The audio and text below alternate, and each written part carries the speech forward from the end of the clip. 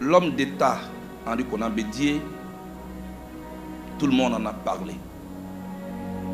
Le politique, tout le monde en a parlé également. J'ai tenu à être là pour parler de l'humain, Henri Konan Bédié. L'humain que malheureusement j'ai connu dans ces dernières années. C'est vrai, beaucoup peuvent s'interroger comment Charles Blé Goudé peut-il rendre hommage au président Henri Konan Bédié? Parce que quand j'étais étudiant, nos rapports avaient été tendus. Quand j'étais à La Haye, où j'étais en prison, l'homme politique en Côte d'Ivoire qui m'a le plus assisté, m'a témoigné solidarité africaine, c'était le président Henri Konan Bédié. Il m'a envoyé 2 délégations de haut niveau pour m'assister, pour prendre de mes nouvelles. Au moins une fois par mois, mon téléphone sonnait. Et c'était la voix du président Henri Konan Bédié. Mon fils, comment tu vas? Tiens bon, ton pays t'attend. Voici ce qu'il me disait à chaque fois. Et ça me redonnait beaucoup d'espoir. Quand je suis arrivé ici en Côte d'Ivoire, en novembre 2022, j'ai été reçu à Daoukro par le président Henri Konan Bédié. Il m'a reçu à déjeuner. Il m'a reçu comme un père reçoit un fils qui sort de prison. Avec tout le rituel qui accompagne cela. Avec toute la symbolique qui accompagne cela. Comment pouvais-je être absent au moment où ce grand homme part et nous quitte, en nous léguant cette valeur de rassembleur d'hommes qu'il est, au-delà de son parti politique. C'est ça un homme. Le président Bédié a rassemblé au-delà de son parti politique. Il n'est pas un chef de clan, c'est un homme d'État.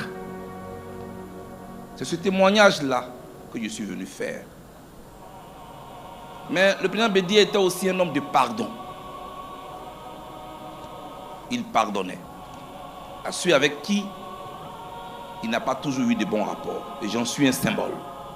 C'est ça aussi un homme d'État. C'est ce symbole-là qui nous lègue. Au moment où nous allons nous séparer de lui, mon souhait le plus ardent, c'est que tous, autant que nous sommes ici, qui depuis quelques semaines, j'allais dire depuis des mois, pleurons la disparition de notre père à tous, je voudrais qu'on maintienne et qu'on entretienne cet héritage d'homme rassembleur qu'il est. Pour qu'on puisse se rassembler autour de la Côte d'Ivoire. Pour que cet idéal dont il a toujours rêvé puisse se réaliser. Oui, le président Bédié, un homme qui a de la tenue et de la retenue. Voilà l'homme qu'il a été. Oui, le président Bédié, un homme qui sait renoncer pour faire grandir la Côte d'Ivoire. À quoi sommes-nous prêts à renoncer autant que nous sommes ici nous tous? Voilà la question qui va se poser à nous au soir du samedi prochain. À quoi sommes-nous prêts à renoncer pour notre idéal commun? Cette Côte d'Ivoire qui va compter parmi les nations. Cette Côte d'Ivoire qui ne sera pas toujours un sac au dos. Cette Côte d'Ivoire qui ne va pas toujours tendre la main. Mais cette Côte d'Ivoire qui sera grande, comme l'a souhaité Houphouët-Boigny, mais comme l'a souhaité surtout le président Henri Konan Bédié que nous pleurons aujourd'hui. À quoi sommes-nous prêts à renoncer? Souvent, le président Bédié a renoncé pour la Côte d'Ivoire. Beaucoup ne l'ont pas compris. Aujourd'hui, il part. Et nous qui sommes là, nous les vivants, sa vie nous interpelle. À quoi sommes-nous prêts à renoncer? Cet homme qui part aujourd'hui, je voudrais lui dire adieu. Adieu l'humain. Adieu le rassembleur. Adieu l'homme de paix.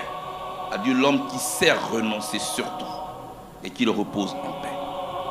Condoléances à vous tous. Je vous remercie. Merci. Je voudrais ici apporter mon petit témoignage à ce faux procès fait à Henri Konan Bédié. Il s'agit du fameux concept de l'ivoirité. En tant que son ministre de la Communication d'alors, j'ai eu à expliquer qu'il s'agissait d'abord d'exalter les valeurs ivoiriennes et d'affirmer une identité nationale distincte du sentiment d'appartenance ethnique traditionnelle. Il est vrai que certains, par zèle, d'autres par opportunisme politique, ont donné une connotation excessivement négative à ce concept, accusant les autorités d'alors d'être sectaires et xénophobes. En fait, il s'agissait de créer, de donner une identité à un État-nation en construction, sans exclure qui que ce soit, je dis bien, sans exclure qui que ce soit. Il fallait que cela soit dit. Il faut que les jeunes générations sachent que la Côte d'Ivoire, petite de taille, a été grande par l'envergure de certains de ces hommes et de ces femmes, dont Henri Konan Bédié, qui ont contribué à la renommée de notre pays.